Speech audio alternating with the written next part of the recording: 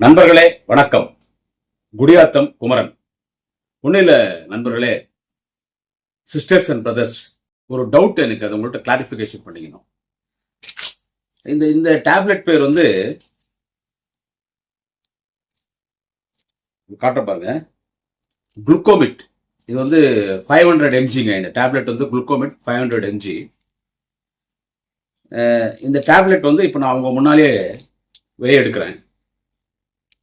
இது என்ன டேப்லெட்னு கேட்டீங்கன்னா, இது வந்து சுகர் டேப்லெட். வேற மாதிரி தான் நினைச்சிட்டு போறீங்க. சுகர் டேப்லெட் இது. நான் இது வந்து பிஃபோர் ஃபுட் காலையில் ஒன்று, அப்புறம் நைட்டு பிஃபோர் ஃபுட் ஒன்று எடுப்பேன். இந்த டேப்லெட் இது வந்து சுகர் டேப்லெட். இப்போ இந்த டேப்லெட்டை வந்து நான் வந்து க்ரஷ் பண்ணி சாப்பிடணும். நான் எப்படி க்ரஷ் பண்ணுவேன்? இது வந்து நசக்கணும். எப்படி நசக்க முடியும்? வீட்டில் ஏதாவது ஒரு சின்ன ஒரு ஹார்டான பொருளோ, ஒரு இரும்பு துண்டோ, இல்லை ஒரு கரண்டியோ, இல்லை எதனா ஒரு சிரப் பாட்டிலோ, இல்லைன்னா ஒரு இரும்பு துண்டை வச்சு இப்படி வச்சு இதை வந்து நசுக்கலாம். இல்லை இது ஒரு கத்தி இருக்கும், இது ஒரு கத்தி, இதை கூட நான் இப்படி இந்த மாத்திரை இப்படி நசுக்கலாம். ஆனால் யாருமே வந்து செல்போனில் வந்து ஒரு மாத்திரையை நசுக்க மாட்டாங்க. இந்த மாத்திரை நான் வச்சிருக்கேன்ல, இந்த மாத்திரையை செல்போனில் யார் நசுக்கணும்? இருக்கிறதே ரொம்ப கலிஜான பொருள் எதுன்னு கேட்டால், ரொம்ப டஸ்ட் இருக்குது எதுன்னு கேட்டால் செல்போன் தான். நம்ம இதை வெளியே இப்படி பயன்படுத்துகிறோம், காற்றுல போகிறோம், டூ வீலரில் பேசுவோம், வெளியே உட்காந்து பேசுவோம். ஸோ எல்லா கலீஜு, எல்லா அழுக்கு, எல்லா பாக்டீரியாஸ், எல்லா ஜெர்ம்ஸ் இதில் இருக்கும். இதில் நம்ம நசுக்க மாட்டோம். அதுவும் ஒரு குழந்தைக்கு ஒரு மாத்திரை நசுக்கும் போது செல்போன் நம்ம பயன்படுத்தவே மாட்டோம் வச்சுங்களா. அதுக்கு அடுத்து செல்போனில் நசுக்கிட்டு ஒரு மாத்திரையை வந்து க்ரஷ் பண்ணணும்னு வச்சுங்க. ஒரு மாத்திரையை க்ரஷ் பண்ணணும்னா இந்த மாதிரி ஒரு கிரெடிட் கார்டுலையோ இல்லை ஒரு ஏடிஎம் கார்டுலையோ மாத்திரையை வந்து க்ரஷ் பண்ண மாட்டாங்க. பவுடர் மாதிரி இப்படி பண்ண மாட்டாங்க. இன்னொன்னு சொல்லிடுறேன், 2 வயசு குழந்தைக்கு எந்த டாக்டரும் மாத்திரை கொடுக்க மாட்டாங்க. இது ஒரு டவுட், அவ்வளவுதான். உங்கள்கிட்ட ஒரு டவுட் கிளாரிபிகேஷன் பண்ணிடுறேன். எனக்கு ஒரு சந்தேகம், உங்கள்கிட்ட பேசி தீர்த்துக்கிறேன். இது யார் மனசு புண்படுத்தணுன்றது இல்லை. ஏன்னா பேசி அவனை, இது ஜனநாயக நாடு. India is a democracy country of the people, by the people, for the people. பேச்சுரிமை, எழுத்துரிமை, கருத்துரிமை எல்லாம் இருக்கு. ஒரு சர்ச்சை ஒன்று போயிட்டு இருக்கு. அது உங்கள்கிட்ட கிளாரிபிகேஷன் பண்ணிக்கிறனால தான் இந்த ஒரு பதிவுங்க. இது யாருன்னா டாக்டர்ஸ் இருந்தால் கூட எனக்கு ஒரு கமெண்ட்ல சொல்லுங்க. இந்த மாத்திரை வந்து எனக்கு சுகர் கொடுத்துருக்காங்க. எனக்கு இப்போ 49 வயசு ஆகுது. நான் மாத்திரை சாப்பிட்றேன். எனக்கு 34 வயசு, 35 வயசு, 36 வயசுலேருந்தே எனக்கு சுகர் இருக்கு. ஓகேவா? இப்போ குழந்தைக்கு இந்த மாத்திரை கொடுக்க மாட்டேன். குழந்தைக்கு, அந்த 2 வயசு குழந்தைக்கு எந்த டாக்டரும் தண்ணி ஊற்றி முழுகிற மாதிரி மாத்திரை 2 வயசு குழந்தைய கொடுக்க மாட்டாங்க. எனக்கு தெரிஞ்சு கொடுக்க மாட்டாங்க. அப்படியே மாத்திரை கொடுத்தா கூட தண்ணியில கலந்து கொடுக்குறதுனா அது நீங்க நசுக்க தேவையில்லை, க்ரஷ் பண்ண தேவையில்லை. செல்போன்ல நீங்க நசுக்க தேவையில்லை, இல்லை இந்த மாதிரி கிரெடிட் கார்டு, ஏடிஎம் கார்டுல இந்த மாதிரி க்ரஷ் பண்ண தேவையில்லை. அந்த மாத்திரை எடுத்து ஒரு கிளாஸ்ல போட்டீங்கன்னா அது அப்படியே வித்தின் செகண்ட்ஸ் அது அப்படியே கரைஞ்சிடும். அப்படியே நுர மாதிரி வந்து கரைஞ்சிடும். அதை குழந்தைங்களுக்கு ஸ்பூன்ல குடிக்க வைப்பாங்க, இல்லை பாலாடல குடிக்க வைப்பாங்க. இதுதான். இல்லைன்னா சிரப் கொடுப்பாங்க, முழுக்க குழந்தைங்களுக்கு சிரப் கொடுப்பாங்க, இல்லை சின்ன சிரிஞ்சஸ் இன்ஜெக்ட் பண்ணுவாங்க. 2 வயசு குழந்தைக்கு மாத்திரை கொடுக்க மாட்டாங்க. இதை வந்து நீ நசக்கி தண்ணியில கொடுங்க. அந்த மாத்திரை தண்ணியில போட்டா ஆட்டோமேட்டிக்கா அதை கரைஞ்சிடும். ஆனா இப்போ ஒரு சர்ச்சை ஓடிட்டு இருக்கு. என்னன்னு கேட்டா, என்ன டிபார்ட்மெண்ட் அவரு? மனிதவள மேம்பாட்டுத்துறை அமைச்சர். ஒரு யங்ஸ்டர்லாம் அமைச்சரா வர்றது நான் வரவேற்பேன். நான் அதை கிண்டல்லாம் பண்ண மாட்டேன். ஏன்னா நான்லாம் 16 வயசுல திமுக மேடைக்கு வந்தவன். 49 50 வயசு ஆயிடுச்சு. என்னாலதான் ஒரு வார்டு மெம்பர் கூட வர முடியல. இவ்வளோ உழைச்சேன், என்னால் வர முடியல. அந்த ஆதகம் எனக்கு உண்டு. ஆனால் டிவிக்கெல்லாம் யங்ஸ்டர்ஸ் எல்லாம் மினிஸ்டரா வந்திருக்காங்க. நான் உண்மையில எனக்கு சந்தோஷம். எம்எல்ஏஸ் வந்திருக்காங்க, அதெல்லாம் ரொம்ப சந்தோஷம். எங்கள் ஊர் எம்எல்ஏ எல்லாம் கூட பக்கத்தில், எங்கள் ஊர் தொகுதி, எங்கள் பக்கத்தில் அந்த பக்கம் போனால் எல்லாமே யங்ஸ்டர்ஸ். அதெல்லாம் ரொம்ப வரவேற்கிறாரு. ஓகேவா? இப்போ நான் என்ன, எனக்கு ஒரு சந்தேகம் கேட்டால், மனிதவள மேம்பாட்டுத்துறை அமைச்சர் அவருடைய பேர் என்னன்னு கேட்டால் மாண்புமிகு கில்லி சரத். அவர் பேரு இஸ் மினிஸ்டர், ஒரு யங்ஸ்டர் தான். மாண்புமிகு கில்லி சரத். என்ன அது கில்லின்னு கேக்குறீங்களா? நம்ம honourable Tamil Nadu chief minister mister Joseph Vijay sir நடிச்ச படம் கில்லி. நல்ல படம், நானும் பார்த்துருக்கிறேன். ஒசூர்ல என்ன அப்ப மீட்டிங்ல, ஒசூர்ல டிக்கெட் கிடைக்காம நாங்கெல்லாம் ஃப்ரெண்ட்ஸ் எல்லாம் போய் பெங்களூர்ல எலக்ட்ரானிக் சிட்டில ஒரு சினிமா தியேட்டர்ல அந்த படம் பார்த்தோம். நல்ல படம், கில்லி படம். அந்த கில்லி படத்தை பார்த்து நமது honourable chief minister respected mister Joseph Vijay சாருக்கு ரசிகரான சரத்து, கில்லி சரத்துன்னு பேர் வச்சுக்கினாரு. அவர் ஒரு தொகுதியில் நின்னாரு, தாம்பரம் நினைக்கிறேன். ஆமா, நின்று ஜெயிச்சாரு. இப்போ அவரு மினிஸ்டர் இருக்காங்க. அவரது ஒரு வீடியோ லீக் ஆகுது. கில்லி சரத் பேர் பாருங்க எப்படி இருக்குது, கில்லி சரத். அது ஒரு வீடியோ லீக் ஆகுது. என்ன அந்த வீடியோன்னு கேட்டா, ஐபிஎல் மேட்ச் எங்கேயோ போறாரு. அந்த ஐபிஎல் பனின் எல்லோ கலர் பனின் எல்லாம் போட்டுட்டு இருக்காரு. அவர் கிரிக்கெட் மேல ரொம்ப ஆர்வம் உண்டுன்னு நினைக்கிறேன். அதை பாராட்டக்கூடியது. நாமளும் கிரிக்கெட் எல்லாம் பார்ப்போம், வைத்தியகார்த்தனமா பார்ப்போம் கிரிக்கெட் எல்லாம். இவர் என்ன பண்றாரு, அந்த அவங்க அங்க உக்காந்துக்கின்னு ஒரு மாத்திரையை வச்சு செல்போன்ல நசுக்கிறாரு. யாரு? அவரு செல்போன்ல நசுக்கிறாரு. நான் இப்பயும் சொல்றேன், அது குழந்தை கொடுக்குற மாத்திரா, குழந்தைக்கு நசுக்கிற மாத்திரையே கிடையாது. சரி, அவர் விஷயத்தையே விடுறோம். செல்போன்ல நசுக்கிறாருங்க மாத்திரையை. நசுக்கிட்டு அவருடைய கிரெடிட் கார்டை ஏடிஎம் கார்டுல கிரஷ் பண்றாரு. கிரெடிட் கார்டு ஏடிஎம் கார்டு எல்லாம் கிரஷ் பண்ணி அந்த பவுடர் எப்படி பாத்தீங்கல்ல, அதுல பவுடர் மாதிரி கிரஷ் பண்றாரு. அது இப்படி கிரஷ் பண்ணினே இருக்கிறார். இது இப்படி யாரு இப்படி பண்ணுவாங்க? நான் சினிமால பாத்துக்கிறேங்க, நமக்கு அது என்னன்னு தெரியாதுங்க. அது ஒரு போதைப் பொருள். அப்படி அப்படி பண்றது ஒரு போதைப் பொருள். அப்படி பண்றது ஒரு போதைப் பொருள். அது இப்படி பண்ணிட்டு அந்த விசிட்டிங் கார்டு, அந்த ஒரு கிரெடிட் கார்டுலயோ ஏடிஎம் கார்டுலயோ இந்த மாத்திரை இதுல இதை தூள் அது செல்போன்ல தூள் ஆக்கிடுறாரு. அப்புறமா இப்படி பவுடர் இப்படி அன்றார். அன்னிட்டு அடுத்து என்ன பண்ணுவாங்க, அது ஒரு பைப் வச்சு மூக்குல இழுப்பாங்க. சோ அதை பாக்குறது நமக்கு எப்படி இருக்குது நீங்களே சொல்லுங்க. இவரு ட்ரக்ஸ் யூஸ் பண்ற மாதிரி தான் அந்த இடத்துல அது இருக்குது. இது இந்த வீடியோவை யாரு வெளியிட்டாங்கன்னு கேட்டா, டிஎம்கே ஐடிவிங்கோ என்ன சொல்றது, இல்ல ஏடிஎம்கே ஐடிவிங்கோ, பிஜேபி ஐடிவிங்கோ, நாம் தமிழர் கட்சியினுடைய ஐடிவிங்கோ இதை யாரும் வெளியிடல. நான் எல்லா கட்சியும் பொதுவாகவே பேசுறேன். இந்த வீடியோவை வெளியிட்டு இதை சர்ச்சையாக்குறது யாருன்னு கேட்டா, மாண்புமிகு தமிழகத்தினுடைய மனிதவள மேம்பாட்டுத்துறை அமைச்சர் கில்லி சரத், அவருடைய இன்ஸ்டாகிராம் குரூப் இருக்கு. அவர் உருவாக்கிய வாட்ஸ்அப் குரூப் மாதிரி இன்ஸ்டாகிராம் குரூப். அதுல இருக்கிறவங்க மட்டும்தான் அவரோட கில்லி சரத் போடுற பதிவை பார்க்க முடியும்.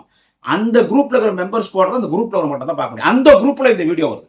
சோ உங்க கூட இருக்கிறவனே கில்லி சரத், ஆனரபிள் மினிஸ்டர் கில்லி சரத், அவருடைய குரூப்ல அவருடைய ஃப்ரெண்ட்ஸ், க்ளோஸ் ஃப்ரெண்ட்ஸ் மெம்பரா இருக்கிற அவருடைய நண்பர்கள் ஒருத்தர் இவருடைய இந்த ஐபிஎல் மேட்ச்ல இவருடைய இந்த வீடியோ பயன்படுத்தி, அதாவது இவர் ட்ரக்ஸ் யூஸ் பண்றாருன்ற மாதிரி அதுல போட்டான்.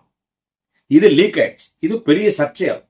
ஏன்னா ஒரு 3 நாளைக்கு முன்னாலதான் நம்ம honourable PWD highway sports minister, shadow chief minister of Tamil Nadu mister Aadhav Arjuna போதை ஒழிப்பு மேரத்தான் நடத்தினார். அதெல்லாம் ஒரு வரவேற்கத்தக்கது. அதெல்லாம் நான் கிண்டல்லாம் பண்ணல, அது வரவேற்கத்தக்கதான். ஒரு மேரத்தான் நடத்தினார் காலையிலே.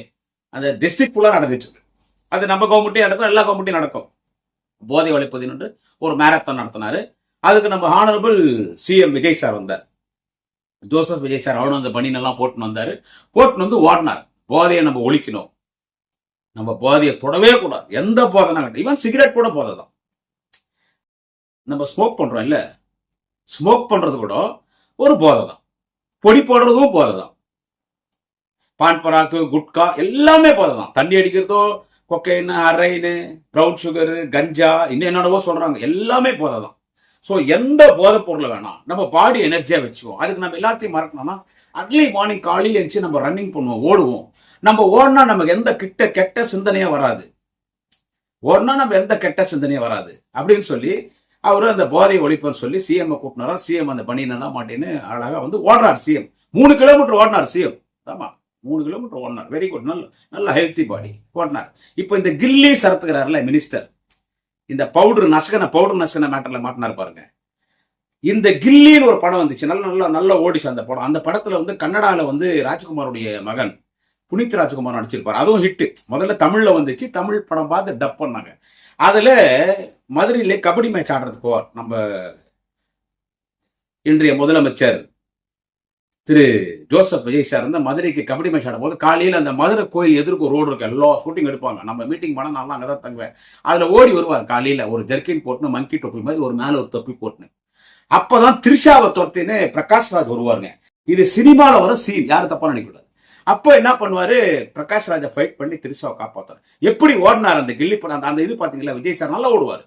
நான் ஒரு படம் பார்ப்பேன், நான் எல்லா படம் பார்ப்பேன், அவர் படம் பார்ப்பேன். அது இப்படி ஓடுவார் நம்ம Vijay sir, CM Joseph Vijay sir நல்லா ஓடுவார். கூட ஓடவர் ஆதவ் அர்ஜுனா சும்மா ஆளு ஜெயிச்சாட்டிக்கு அவ்வளவு உயரமாகிறார். அவரால் கூட நம்ம சிஎம் விஜய் சாருக்கு ஈடு கொடுத்து ஓட முடியலீங்க வச்சுங்களா, ஈடு கொடுத்து ஓட முடியல. நல்லா ஓடினாருங்க.